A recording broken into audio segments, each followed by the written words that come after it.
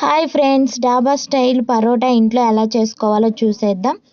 చూసారు కదా, చాలా పర్ఫెక్ట్గా వస్తుంది. పక్కా కొలతలతోటి ఎలా చేసుకోవాలో చూపిస్తాను. ఫుల్ వీడియో చూడండి. చూసి నచ్చితే లైక్ చేయండి, షేర్ చేయండి, సబ్స్క్రైబ్ చేసుకోండి. చాలా అంటే చాలా టేస్టీగా ఉంటుంది. చాలా ఈజీ ప్రాసెస్.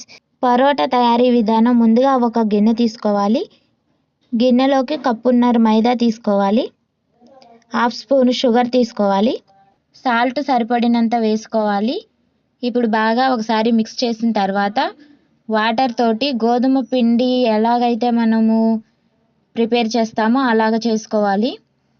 చూసారు కదా, గోధుమ పిండికి అయితే బాగా గట్టిగా కలుపుతాం కదా, ఇది అలా కాదు, కొంచెం లూజ్గా కలుపుకోవాలి. పిండి ఎంత ఎక్కువసేపు కలుపుకుంటే అంత టేస్టీగా వస్తాయండి పరోటాలు. చూసారు కదా, ఇలా నేను కలిపినట్లుగా కలుపుతూనే ఉండాలి.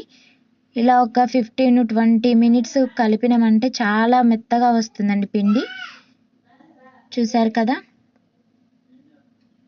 ఇలా పిండి అంతా ఒక దగ్గరకు వచ్చేలాగా కలుపుకొని ఉండలాగా ప్రిపేర్ చేసుకోవాలి. చాలా అంటే చాలా సాఫ్ట్గా ఉందండి. ఇప్పుడు ఈ పెద్ద ఉండనే మనం చిన్న చిన్న బాల్స్ లాగా చేసుకోవాలి. గోధుమ పిండికి పూరీ కోసం మనం ఎలాగైతే బాల్స్ చేసుకుంటామో అలాగ బాల్స్ లాగా చేసుకోవాలి.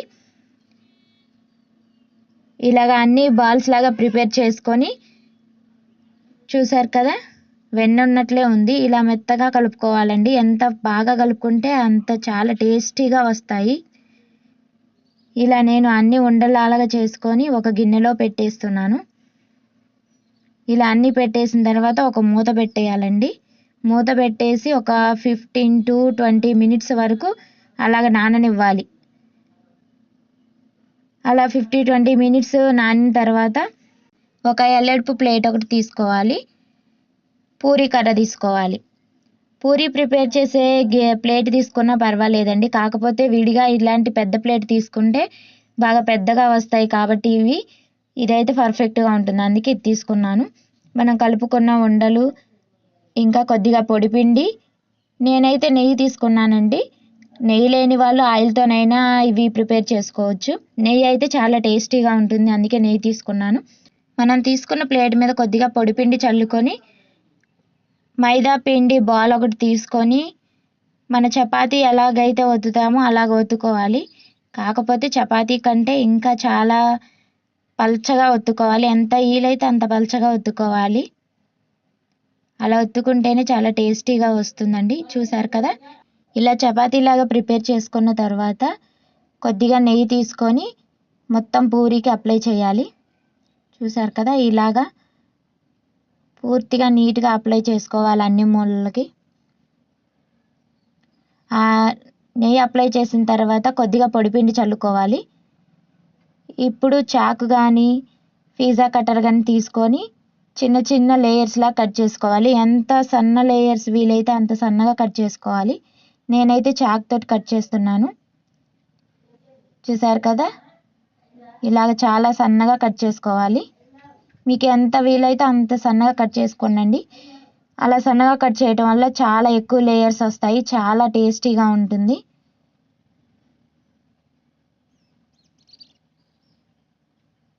నేను చాకుతోనే చాలా సన్నగా కట్ చేశానండి. మీకు వీలైతే ఇంకా చాలా సన్నగా కట్ చేసుకోవచ్చు, చాలా లేయర్స్ వస్తాయి. పరోటాకి మెయిన్గా ఇలా కట్ చేయటంలోనే ఉంటుందండి. అంత సన్నగా కట్ చేస్తే అంత సన్నటి లేయర్స్ వస్తాయి. ఇలా పూర్తిగా కట్ చేయటం అయిపోయిన తర్వాత ఏలుతోటి ఇలా అన్ని చివర్లని ఒక చోటకి దగ్గరగా ఇలా అనుకోవాలి. తర్వాత ఒక చివర పట్టుకొని మొత్తం పైకి తీసేయాలి. మొత్తం దగ్గరకని ఉండలాగా చుట్టుకోవాలి. ఇలా ఒక ఉండలాగా చుట్టుకొని ఎడ్జెస్ని లోనకి అనుకొని ఇట్లా ప్రెస్ చేయాలి ఏలుతోటి. ఇలా ప్రెస్ చేసుకొని పక్కన పెట్టుకోవాలి. అన్నీ ఇలానే ప్రిపేర్ చేసి పక్కన పెట్టుకోవాలి. ఇలా ప్రిపేర్ చేసుకున్న తర్వాత అదే ప్లేట్ మీద కొద్దిగా పౌడర్ యాడ్ చేసుకొని దానిపైన ఒక ఉండని ఇట్లా పెట్టుకొని, చూసారు కదా, చిన్నగా ప్రెస్ చేయాలి. ఇలా ఒకసారి ప్రెస్ చేసిన తర్వాత పూరీ కర్రతోటి రెండు వైపులా తిప్పుతూ చిన్నగా ప్రెస్ చేసుకుంటూ చపాతీ కంటే కొంచెం మందంగా ఒత్తుకోవాలి. చూసారు కదా, ఇలా చిన్నగా ప్రెస్ చేస్తూ చపాతీ కంటే కొద్దిగా మందంగా ఉండేటట్లు ఒత్తుకోవాలి. ఇలానే అన్నీ ప్రిపేర్ చేసుకోవాలి. చూసారు కదా, ఇలా ఇంతమంది ఉంటే సరిపోతుందండి. నేను అన్నీ ఇలానే ప్రిపేర్ చేసుకున్నాను. స్టవ్ పైన ప్యానెల్ పెట్టి ప్రీ హీట్ చేసుకోవాలి. బాగా హీట్ అవ్వాలండి ప్యానెల్. హీట్ అయిన తర్వాత ఈ పరోటాని ఆ ప్యానెల్ పైన వేసుకోవాలి. ప్యానెల్ బాగా హీట్గా ఉండాలండి, లేకపోతే గట్టిగా అయిపోతాయి పరోటాలు. బాగా హీట్గా ఉన్నప్పుడు ఈ పరోటాని వేసుకొని కొద్దిగా వేడయ్యే వరకు ఉంచుకోవాలి. కొద్దిగా కలర్ చేంజ్ అవ్వాలి. అలా కొద్దిగా రెడ్ కలర్లోకి వచ్చిన తర్వాత దాన్ని వేరే వైపుకి షిఫ్ట్ చేసుకోవాలి. చూసారు కదా, ఇలా రెండో వైపు తిప్పుకున్న తర్వాత ఇప్పుడు ఇలా కొద్దిగా కాలిన వైపు ఉంది కదండి, దాని మీద నెయ్యి అప్లై చేసుకోవాలి. ఇలా నెయ్యి అప్లై చేసుకున్న తర్వాత ఈలోపు అడుగు వైపు కూడా కాలుతూ ఉంటుంది కదండి. నెయ్యి అప్లై చేయడం అయిపోతే వెంటనే రెండో వైపు కూడా తిప్పేసుకోవాలి.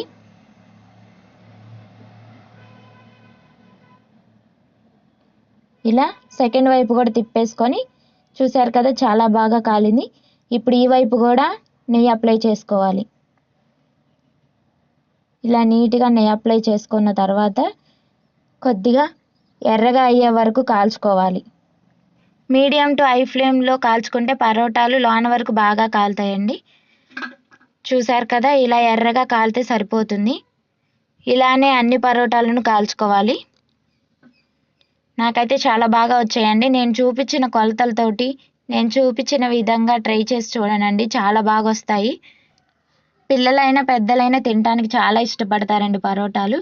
చూసారు కదా ఎలా లేయర్స్ లాగా విడిపోతున్నాయో. నాకైతే చాలా పర్ఫెక్ట్గా వచ్చాయండి. నేను చూపించిన కొలతలతో చేస్తే మీకు కూడా చాలా పర్ఫెక్ట్గా వస్తుంది. పరోటా అయితే రెడీ అయిపోయిందండి. టేస్ట్ అయితే చాలా బాగుంది. నేను చూపించిన విధం మీకు నచ్చితే లైక్ చేయండి, షేర్ చేయండి, కామెంట్ చేయండి. తప్పకుండా పరోటా ఎలా ఉందో కామెంట్ చేయండి. ఇలాంటి వీడియోస్ ఇంకా కావాలి అంటే మన ఛానల్ని సబ్స్క్రైబ్ చేసుకోండి. నేనైతే నెయ్యి యూజ్ చేశానండి, మీరు ఆయిల్ కూడా యూజ్ చేయొచ్చు, ఏం ప్రాబ్లం ఉండదు. చాలా టేస్టీగా కూడా ఉంటాయి. ఇలానే పరోటాలన్నీ నీట్గా కాల్చుకోవాలి. ఎంత బాగా కాల్చుకుంటే అంత టేస్టీగా ఉంటాయండి. మీడియం టు హై ఫ్లేమ్లో కాల్చుకుంటే లోన వరకు పర్ఫెక్ట్గా కాలుతాయి. నెయ్యి అప్లై చేయడం మాత్రం అస్సలు మర్చిపోకండి, అప్లై చేస్తేనే టేస్టీగా ఉంటాయి. చూసారు కదా, చాలా అంటే చాలా పర్ఫెక్ట్గా వచ్చాయి పరోటాలు. ఇలా కొద్దిగా వేడిగా ఉన్నప్పుడే పరోటాలన్నిటిని ఒక ప్లేట్లో వేసుకొని రెండు చేతులతోటి ప్రెస్ చేయాలండి. వేడిగా ఉన్నప్పుడే ప్రెస్ చేస్తేనే లేయర్స్ లాగా విడిపోతాయి. చల్లబడితే మాత్రం లేయర్స్ లాగా విడిపోవండి. ఇది మాత్రం మెయిన్. ఇంకా చూసారు కదా, ఇలాగ వేడిగా ఉన్నప్పుడే నేను ఇలా ప్రెస్ చేశాను రెండు చేతులతోటి. ఏ లేయర్కి ఆ లేయర్ చాలా పర్ఫెక్ట్గా విడిపోయిందండి. చాలా అయితే చాలా టేస్టీగా ఉంది, చాలా క్రిస్పీగా చాలా బాగుందండి. ఒకసారి ట్రై చేసి చూడండి. Thanks for watching.